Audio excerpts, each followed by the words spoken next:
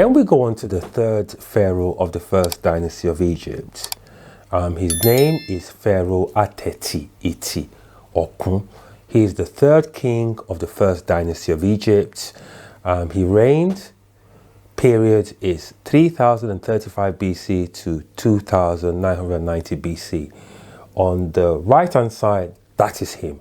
That is exactly how it looks like, because I've gone through all the statues. That is exactly how it looks like. And at the bottom, you can see him there with his crown. In the next section, this is his cartouche here as well, which reads Ateti. That is what his cartouche name reads in ancient Egyptian language. Here we have him. You can see him quite clearly. He's third on the roll in the cartouche, number 3. And Ateti actually means, Ateti actually comes from Ate, which means a black hat in ancient Egyptian language. And then you have Ti, which means to perform, to support, to push in ancient Egyptian language. And he's also known as Iti, which means a timber, a large piece of wood. So the fourth pharaoh of the first dynasty of Egypt is Pharaoh Osiris Ita Okun. He is known as Osiris to everybody, but his real name is Osiris Ita. His father is the third pharaoh of the first dynasty of Egypt, known as Ateti, which is a black hat. So you can see where Osiris or Osiris got his ideas from, because his dad was known as a black hat. That's why he himself adopted the name, as we're going to introduce to you later, Okunkun, which also means darkness. You can see the cartouche of Pharaoh Osiris or Pharaoh Ita on the left hand side. You can actually see that the cartouche is almost wanting to be hacked out. It's as if someone is trying to hack it out, which we're going to give you some more information on that later on as we move down the video. On the right hand side is him. You can see him. He is the first pharaoh to be depicted as a falcon. So he's the first falcon pharaoh in history. Here in the fourth row is the cartouche name Ita. So it's actually fourth on the roll. It's really key that you concentrate here, because at this time they hadn't hacked out, or they haven't attempted to hack out his name. But the fifth pharaoh, they'd already hacked out the car symbol, which we'll explain later. But his name was still there, because whoever made the drawing drew it exactly how we saw it. So it's very, very important right that you stay very close to me on this one, because these are really key information that I'm giving you here. Now, this is the second pharaoh of the 19th dynasty of Egypt. Reign period was 1294 BC to 1279 BC. He was the one who compiled the Abydos king list. And he did not make a single mistake, because I've gone through the entire Abydos king list from the first king to the 76th king. He's actually the last in the Abydos king list. And he is the father of Ramesses III. He was the one who compiled the Abydos king list that everybody's using today. Also, you can see on the left hand side is the bust of Ptolemy the First Soter from 2805 BC. In the middle is Ptolemy the First mummy. And then on the right hand side, look very closely. This is also Ptolemy the First, but this is a model of him, kind of like a Madame Tussauds wax of him. This is him here, because if you look at the right hand side mummy and the mummy in the middle, they're exactly the same. All they've just done is put a little bit of paint. The left high cheek are exactly the same. The nose are exactly the same. His mouth is closed because it's a model of him. This is not his mummy. This is actually a model. And then the right side ears is missing as well, just exactly like his mummy in the middle. And this is who they've been displaying as Seti I, the second pharaoh of the 19th dynasty. He is not the second pharaoh of the 19th dynasty. This is Ptolemy I Soter. This is a model of him. It's very, very clear that you look at this extremely closely.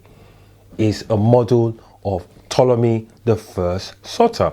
So he's not Seti or Seti, which is the right pronunciation. He's not Seti I. Also, here you can see Pharaoh Ramesses, who is the third king of the 19th dynasty. Reign period was 1279 BC to 1213 BC. On the left hand side, you can see a depiction of him as black and a Yoruba king, because his name also suggested Ramesses. There's no S there, which we'll explain later on. And then on the right hand side, again, is the mummy of Ptolemy I Soter. But this time the mummy has disintegrated because it wasn't fresh like the previous mummy, because this mummy has been exposed over the last, 150 years since they discovered it. So the mummy is actually disintegrated, but it's the same Ptolemy I Soter. So what they've just been doing is they've just been making a model of him, and they've been inserting him into different black dynasty of Egypt. It's still the same Ptolemy on the right hand side. So no, this is not Ramses the second, the third king of the 19th dynasty of Egypt, who is the son of Seti I, the second pharaoh of the 19th dynasty of Egypt. This is not him. Also, you can see as well in the next section, they've got this image here on the far right, displayed as Seti I. We'd already explained it previously. This is not Seti I, but this is a model of Ptolemy I Soter. Look at it very closely. It's there for everybody to see. The one that they displayed as well as Ramses II, he's not Ramses II, but he's also Ptolemy I Soter. These are models of him. So these are not real people. These are just models. So far right is a model, middle is a model, left middle is a model, but on the far left is the mummy of Ptolemy I Soter. This time they've actually kind of like put like a yellowish substance on him, but he's still the same Ptolemy I Soter. You can see on the left hand side, same high cheek bone. On the left, his right ears is also missing. And you can also see with all this mummy as well, their right ears are missing. Some have been remodeled. Then here you can see this is the Abydos King List. The Abydos King List was compiled by Seti or Seti, the second king of the 19th dynasty. We've already mentioned him previously.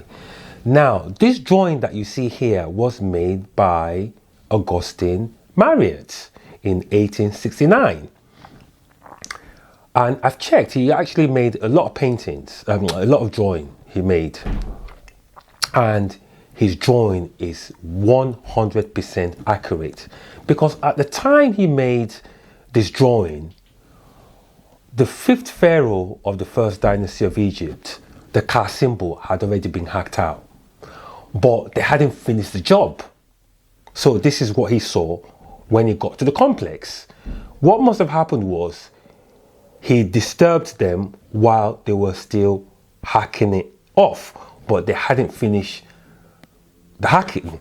So when he got there, this is exactly what he saw when he made the drawing in the Seti the First complex. Auguste Mariette, a French Egyptologist born in France in the year 1821 and died in 1881. He actually founded the Egyptian Department of Antiquities and a frontrunner of the Supreme Council of Antiquities. This is him here on the right. He was the one who drew the Abydos king list that everybody's using today. And when he got there, the caste symbol had already been removed, but they hadn't attempted to erase Osiris or Osiris' name from the king list yet. It was after he finished drawing the Abydos king list that is when they came back to finish the job, as you can see here. If you zoom in, you can then see where they now try to erase both Osiris and Olorun or Horus from the Abydos king list. You can see it there once you zoom in. So Pharaoh Seti comes from the name Seti. Can you see where I'm coming from? So Seti is the name of Nubia. So you have the word Ta, which means cell in ancient Egyptian language. We mentioned that in our previous episodes. Then you have the next word, which means she, which means to do or make in ancient Egyptian language. Then you have Ti, which means to perform or to push in ancient Egyptian language. So Pharaoh Seti, who is the second pharaoh of the 19th dynasty of Egypt, is telling you that his ancestors come from Seti because his name is Seti, which is Nubian. That is not a Greek name. It's a Nubian ancient Egyptian name, Yoruba. Then you can see him again in the hieroglyph. We just wanted to show you that Seti, the second pharaoh of the 19th dynasty of Egypt, that's his hieroglyph, and he's the last, number 76 on the Abydos king list. So let's move on to Osiris. We'd already mentioned Osiris as the fourth pharaoh of the first dynasty of Egypt. Osiris is Greek, as we mentioned in our previous episode. His proper name is Osiri in ancient Egyptian language, and he's also known as Okunkun. Remember, his father, his grandfather, and his great-grandfather name is Okun. And then his father, who is known as Ateti, the black hat. So that's where Osiris got his ideas from. So he then took the name Okunkun, which means darkness. So you have the OKU, which means death. Then you have the KU, which means die, which means Lord of the Death or Lord of the Underworld. As we mentioned previously, he is the first pharaoh to be depicted as a falcon. And if you check the Abydos king list, the falcon is actually there. In the next row, you can see, we mentioned this as well previously, his cartouche name is Ita, I-T-A. So Ita basically means outside. So Osiri or Ita was always outside in the middle of the night. We mentioned that previously. And also Ita means a yellow ant, or people call it a pharaoh's ant. So you can see him there depicting himself in yellow and green, which is exactly the same as the ants on the left hand side, because they depict themselves, you see them carrying a green leaf on their head, and that's how Osiris or Osiri also represents himself. And on the far right is the Jebi pillar, which is the guilty pillar, which also shows yellow and green. That's where the name Ita comes from. So he's not known as Tejet, his name is Osiri Ita Okunkun. That's his name. When Osiri Ita, who is known to the world as Osiris, was murdered by his brother Set, which we'll introduce a bit later. Set is actually Asher. When Asher murdered Osiris or Osiris, his wife, who is popularly known as Isis, but actually Isin, she was the one who took over the throne. As you can see her here at the bottom, she was the one who was a co-regent to her son during those periods. So on the left hand side you can see her. This is exactly how Isin or Isis actually look like. You can actually zoom in, you can zoom in and actually have a look at her face. This is Isis here on the left hand side. This is the model of Isis. And you can also see her wearing a crown. The crown is very similar to the crown in which Mene, who is the first pharaoh of the first dynasty of Egypt, and then Ateti, who is the third pharaoh of the first dynasty of Egypt, they're wearing exactly the same hat. So this indicates that she was the first female king in history.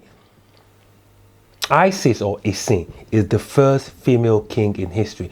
She wasn't mentioned in the Abydos king list, and the only reason why Seti, who compiled the Abydos king list, did not mention her was because he saw her as a co-regent.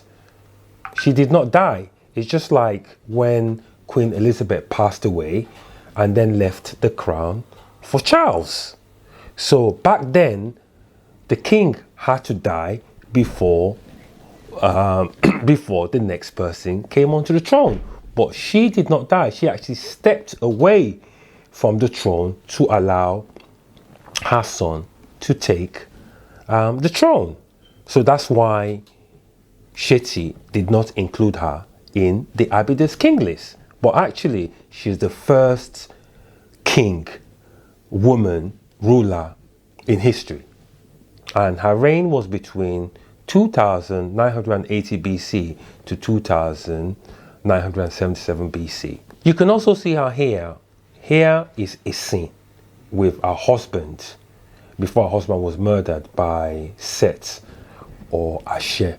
So you can see them almost like playing. This is them here. This is her on the left hand side, Isin, who's known to the world as Isis. She's not Isis, her name is actually Isin.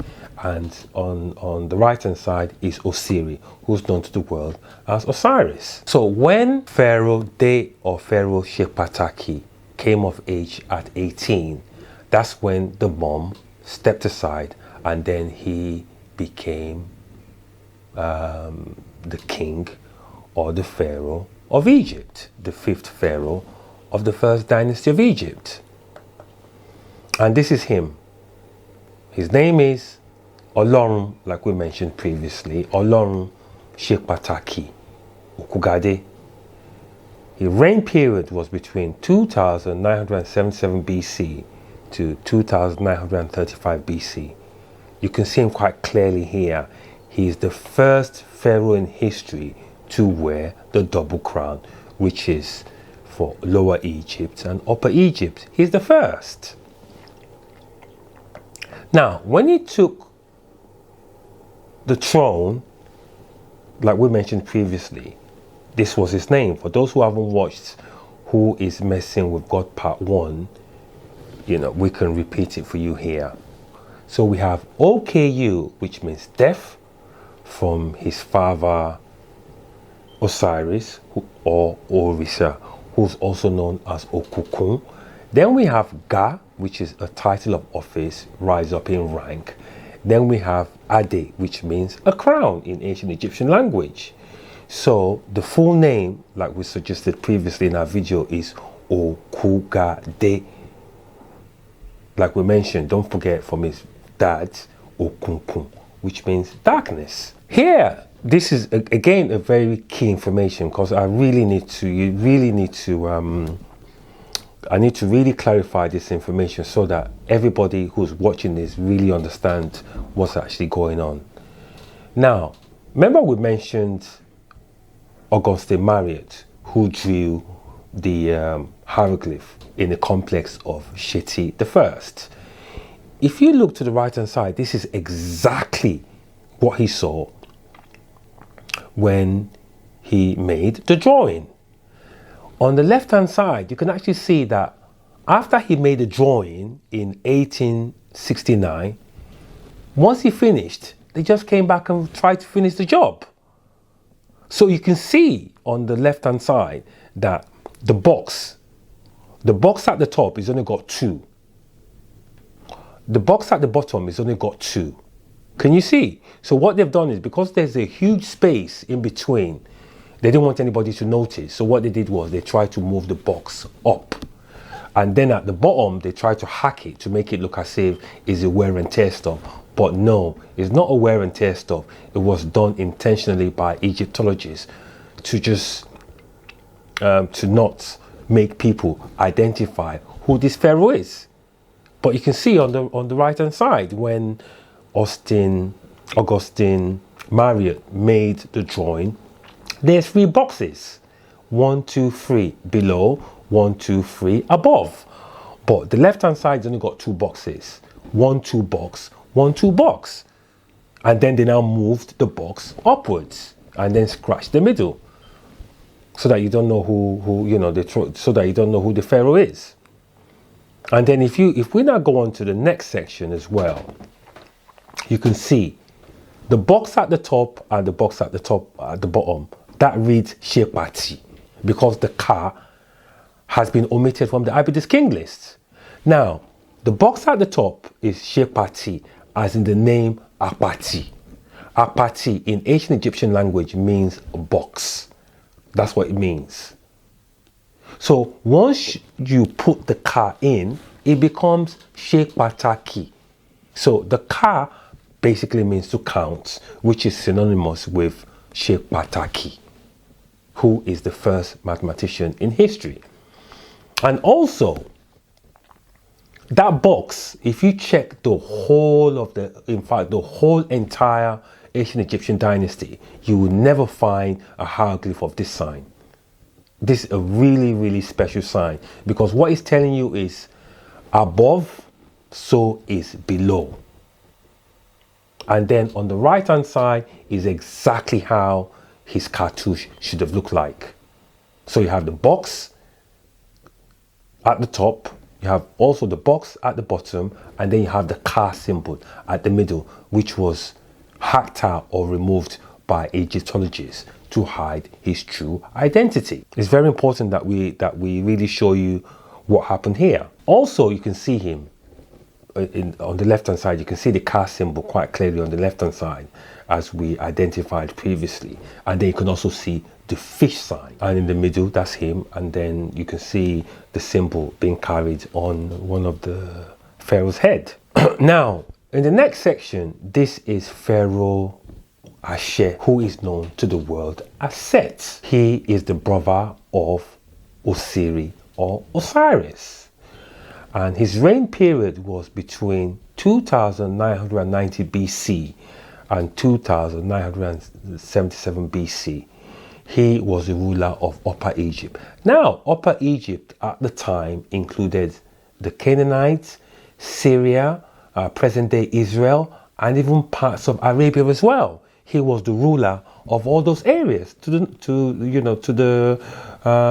north, to Lower Egypt. When he murdered Osiris and Shepataki got to the throne, he wanted to take revenge for his father's death. So you can see a depiction of them. On the left hand side is Shepataki with his falcon depiction, and on the right hand side is Ashe, who is also known as Set. And then in the middle, you can also see the Ka symbol, the symbol of Shepataki is right there. And this is their dwell in the Egyptian wall. Then in the next picture, as you can see, this is Pharaoh Ashe, also known as Set in the world. Now, this is a depiction of him on the left, and on the right hand side, ladies and gentlemen, this is his mummy. This is Set's mummy. Ashe's mummy. This is him. You can see a massive hole, a really massive gauging hole on the left of his head. That hole was actually made by Horus or Olorun. That's how he died. You can see a massive, massive hole there. So we were able to identify that this is Ashe, who was then known as Eshu, the devil. Because Ashe was also known as Ashiere. Because Were, W-E-R-E, means a mad person. Yawere means you are mad. So he was known as a mad person for murdering his brother Osiris or Osiris. So this is where the name Ashiere comes from. So this is his mummy, 100%. You can see the gauging hole at the left of his skull, and he also wore exactly. This is exactly how he wore his hairstyle, almost like a dreadlock, because Horus himself had braids as well, but it was quite different from the way Ashe or Set wore. He wore his braids kind of like a dreadlock style, where Olorun wore his braids in a different style, which we'll show you a bit later on. Horus is actually a Greek translation, as we've mentioned in our previous episode. For those who haven't watched our previous episode, we'll just repeat it again. So, Orun is the ancient Egyptian word for heaven. Oru means heat in ancient Egyptian language. Orun means sun in ancient Egyptian language. Then Oru means midnight. Remember, we were saying that depends, you can have a word, it could mean 12, 11 different meanings, because it depends on the way it actually sounds. Then they added OL. The syllabus OL is only a reduplication of the initial letter Orun together with the initial I, generally used to donate agency, agency or an ownership. So his full name is Olorun, which is Lord of the Universe, as we mentioned previously. So Olorun is Horus with the double crown. He is also Amun-Ra or Amira. Amin, don't forget we mentioned that he is the first pharaoh of the first dynasty of Egypt. So once Olorun or Horus became the Lord of the Universe, they just gave him the whole title. So he is the Eye of Ra and also the Eye of Horus. For example, the ancient Egyptian language would say Olorun Tobi Loba. Olorun Tobi Loba. This means God is the great king. And the king that they're talking about is Olorun, because that's his name. He's the fifth pharaoh of the first dynasty of Egypt. You can see again an example here. We just wanted to make sure that you understand how deceptive Egyptologists have been over the decades. So you have Horus. So we put the H on the left hand side. In the middle is Orun, and then you have the S. But the real name is actually pronounced Olorun. Then we go on to the next one, which is Osiris. They added an S. There's no S there.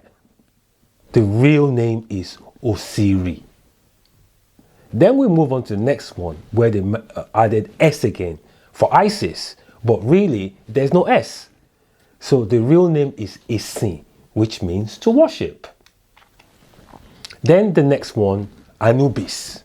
They added an S again, but the real name is Anubi. Can you see? Then we move on to the next section. Many, they said Menis. There's nothing like Menes. Menes doesn't is many, M-E-N-I, which means a man. Then even Ramesses, there's no S there. It's Ramesses. So you can see all they're just doing is just adding SSS to try and confuse people. There's no S. Once you remove the S, everything starts to clear up. Here again is Olorun Pataki Okugade, who's the 5th pharaoh of the first dynasty of Egypt. You can see him on the left. He's been depicted as Amun-Ra. And like we said in our previous episode, Ra, the sun god. Ra also means to buy. Ra means you're swearing to Ra that you've not committed or you've not done anything wrong. And the Yoruba people still swear to Ra till this day. When they use the word Ra Miosheo, it means I didn't commit any offense. So they're actually swearing to Ra that they haven't committed any offense. So you can see him here on the left, and you can see the sun above his head. And then on the right, that's a depiction of him as well. And also we have him, you can see him there wearing, he's the first pharaoh in history to actually unify Lower Egypt, and Upper Egypt is the first. And you can see him as well depicted as a falcon. Here again we have him. He was the one, as we mentioned in our previous episode, that built the pyramids of Giza. He was the one who built it during his reign. On the left hand side you can see the 3 triangles. On the right hand side you can see the 3 triangles. He built the pyramids of Giza. The 3 pyramids of the big 3 and the 3 small pyramids, he was the one who built it. 100%. He built it. Here you can see him. He's the representation. He's the first representation of the number 33, as we mentioned in our previous episode. Also, he was the one who built the Sphinx, as we identified in our previous episode. The Sphinx was originally a black panther. It was built again during his reign to commemorate his dad, Osiris, who also represents himself in black. And Osiris' dad also represents himself in black, Ateti. He wears a black hat as well. So Horus was paying a tribute to his dad by making a black panther in his honor.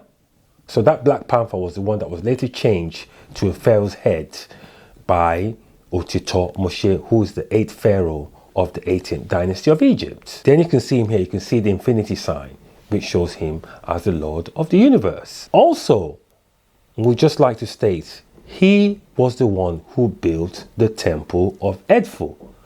Now, the word Edfu or Edfu is actually wrong. It's actually called the temple of Edefu. So Ede, E-D-E, means language.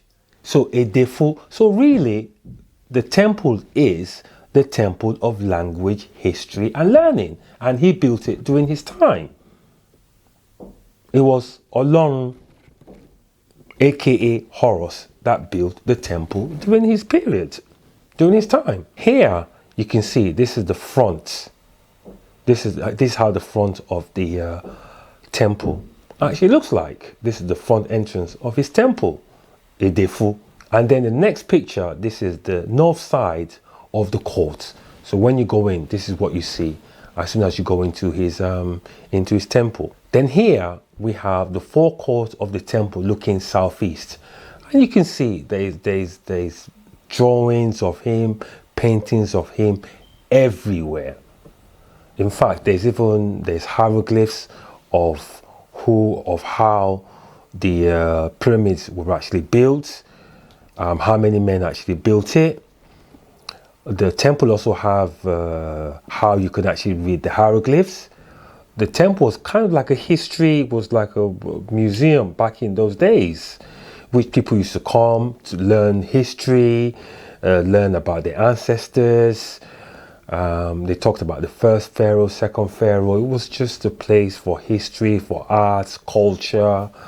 They used to have a lot of festivals in there as well. So it was built by Olorun or Horus himself. Again, in the next picture, you can see the door to the pylon, which depicts Horus. You can see him there, Olorun.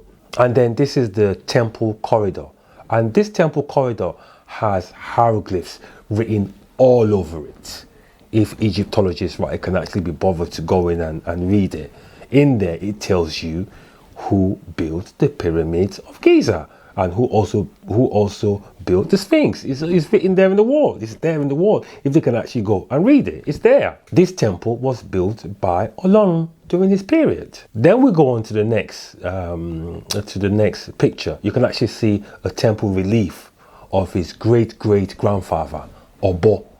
This is a relief in his temple. His great-great-grandfather, Many's deity, known as Obo. This is here in the temple wall. And again, this is a relief of Olorun at the temple of Edefu. Here, you can see him there with, depict as a falcon. And also, this is at the same temple, on the right-hand side, this again is Olorun. You can see him there, he's got braids. He was the first pharaoh actually to start wearing his braids, almost going long, just exactly as how this young boy braids look like. So he had his braids and then he just used to wear his hats on his braids. So you just see his braids going down. That's a depiction of him. And that is his wife on the right hand side. And the baby, she's actually breastfeeding. And the baby that they're breastfeeding is actually Anubis. That's his first son. Anubis is his first son.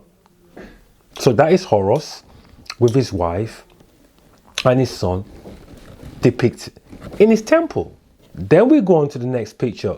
This is his wife here. This is a depiction of Olorun's wife or Horus' wife. Here, this is her here at the temple of Edefu.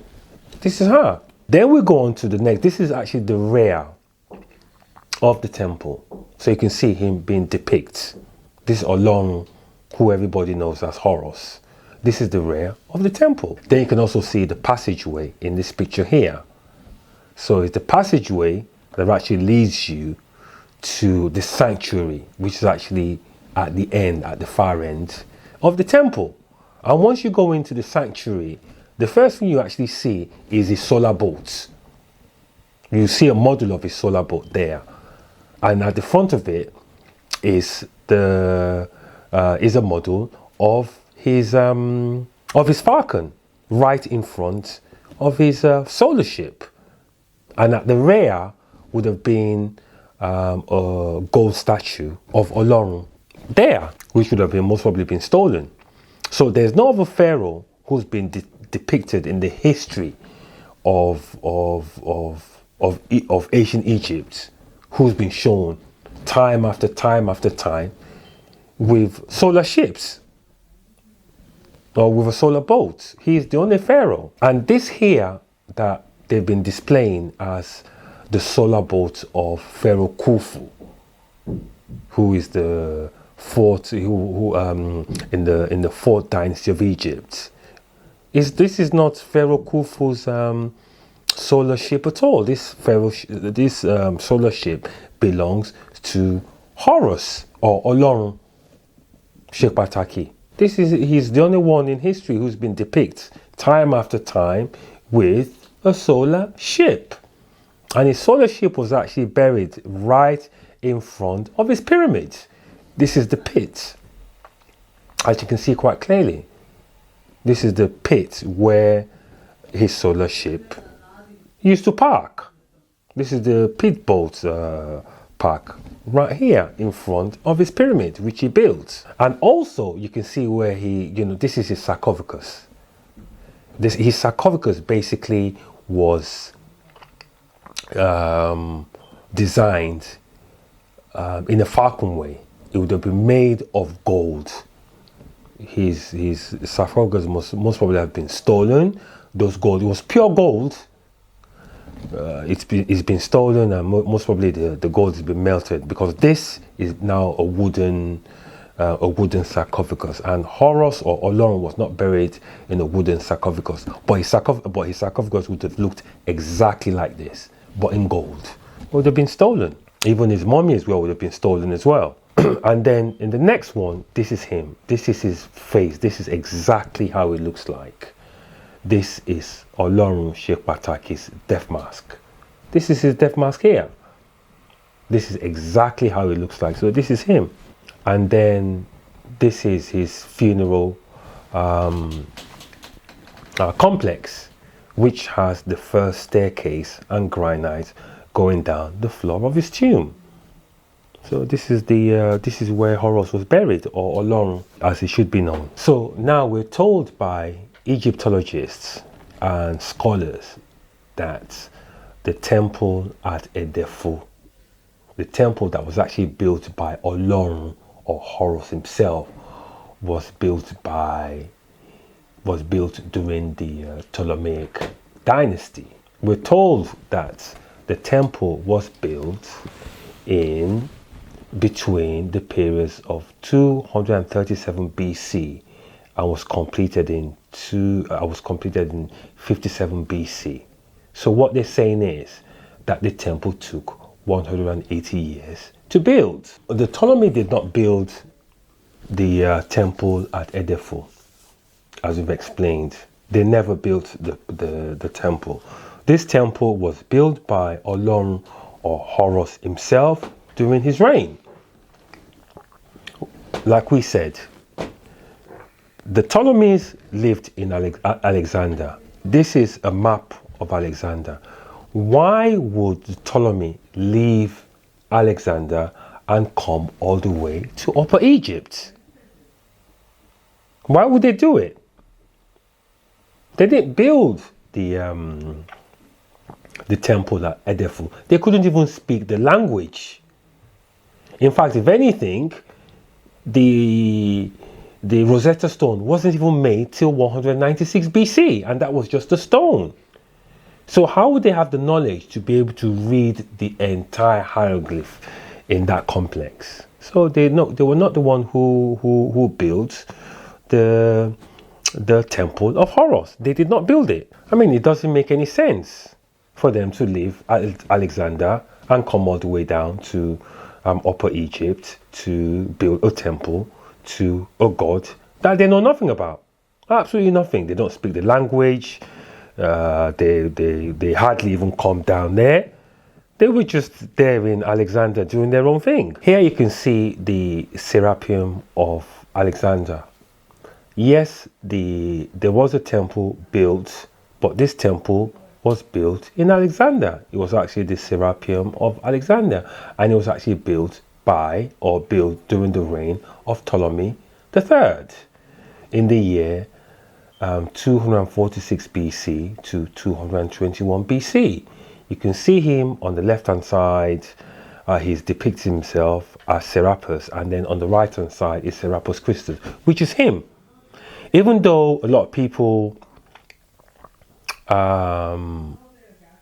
report or say that Ptolemy I is Serapis Christus, it really doesn't matter, because whether it is Ptolemy I who is Serapis or Ptolemy III who is Serapis, it makes no difference.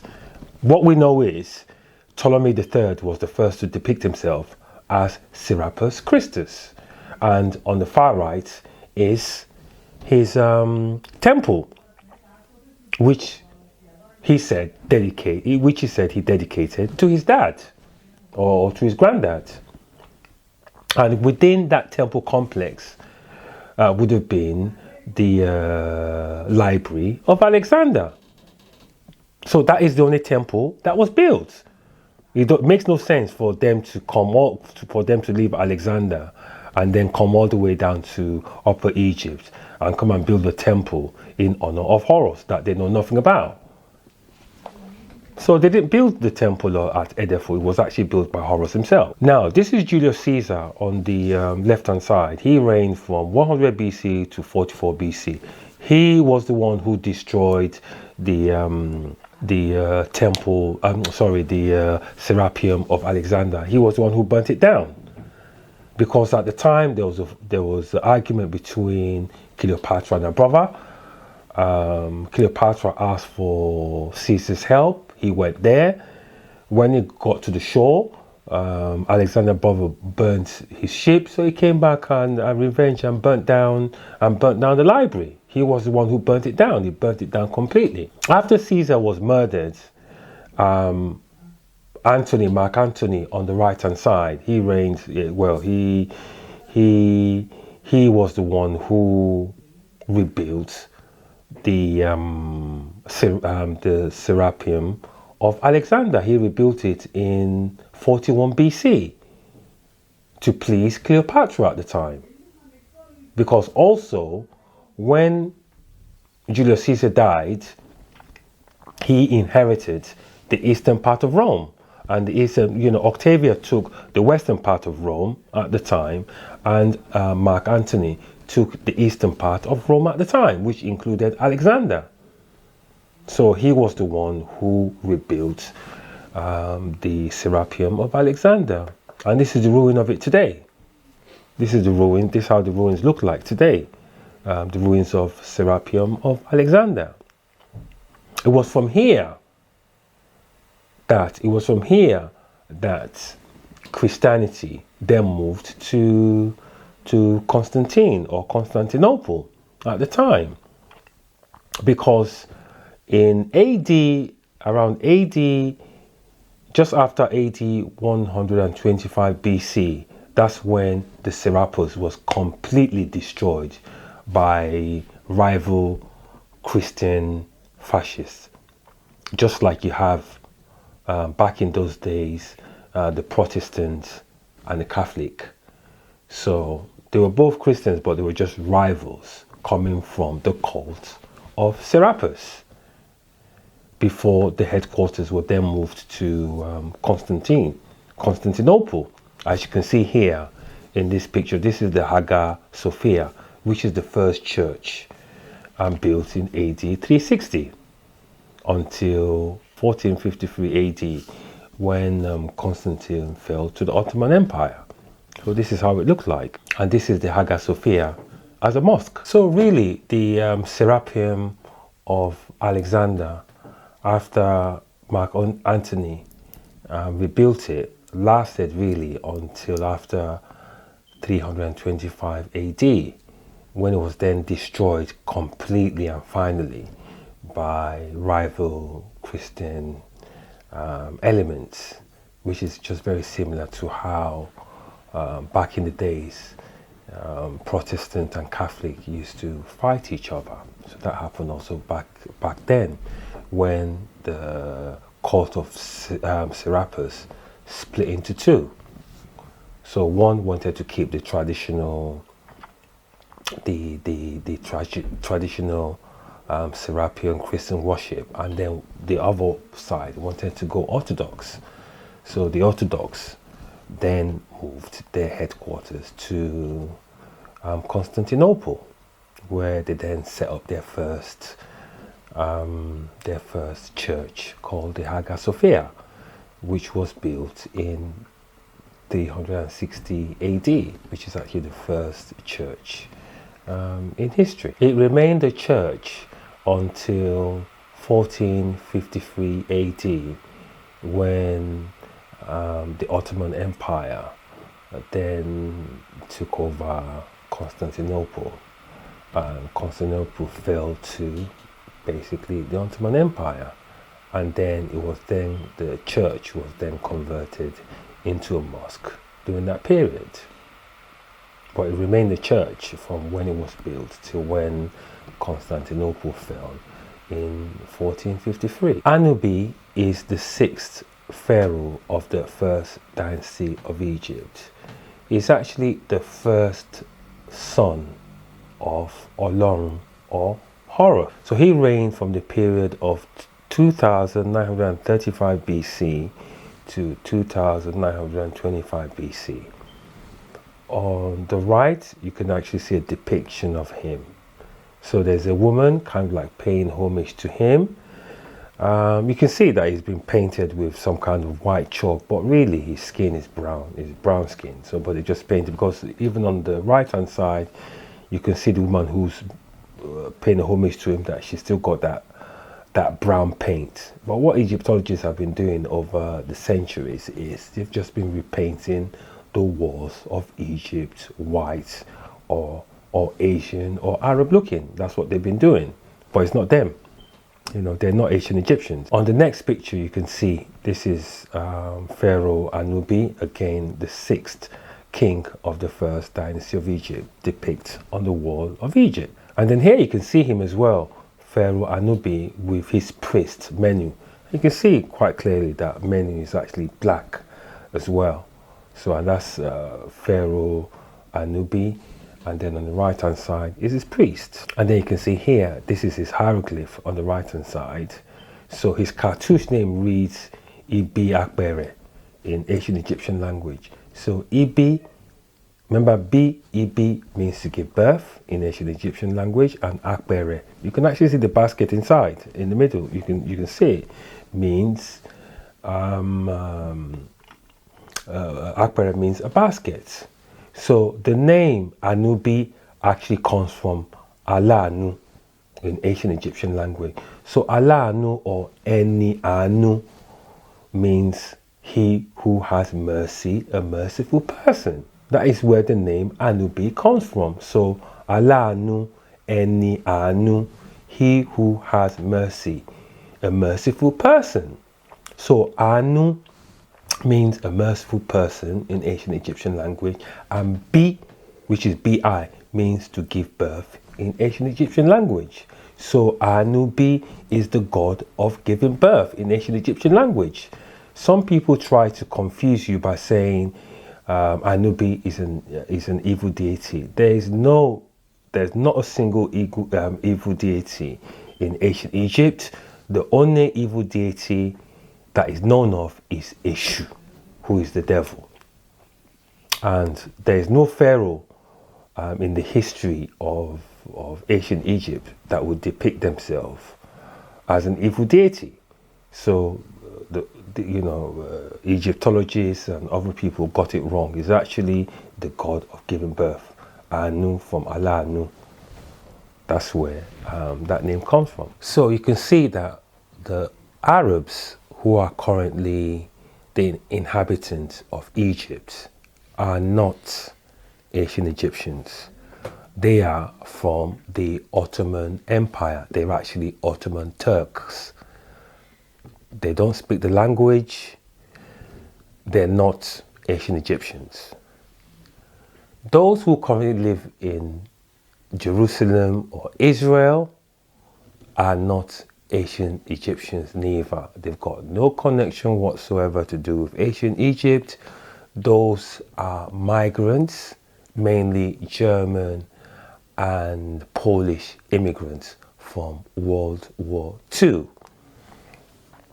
And in fact, the story that the Arabs set foot on ancient Egypt in the year 642 BC is actually wrong. They didn't get there till the fall of Constantinople in 1453. It was sometime just before or after 1453 that they got to Egypt, where they then drove. This was basically the last flight of the local ancient Egyptian into West Africa. There was almost like 3 flights, but this really was the last flight where the Ottoman Turks then drove the native into West Africa finally. So the Ottomans were not there from 642 AD. They actually got to Egypt after the fall of Constantinople in 1453 AD, when the Ottoman took over that empire. So the current inhabitants of Egypt are not ancient Egyptians.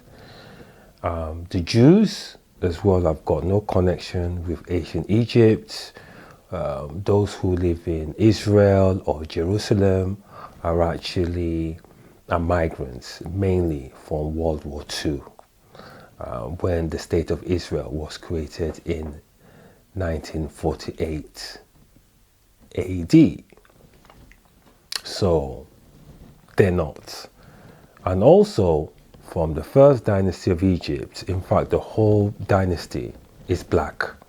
What they've just done is they've just repainted the walls of Egypt, hacked out some noses and so on, created fake statues, and most of the stuff there are fake. They've got no connection whatsoever to do with ancient Egypt. So please, we've come to the end of this episode. Please do like, share, and also subscribe and support the channel the best way that you can. We're going to end it like this. We're going to leave you with the all-seeing, all-knowing Ra. Goodbye.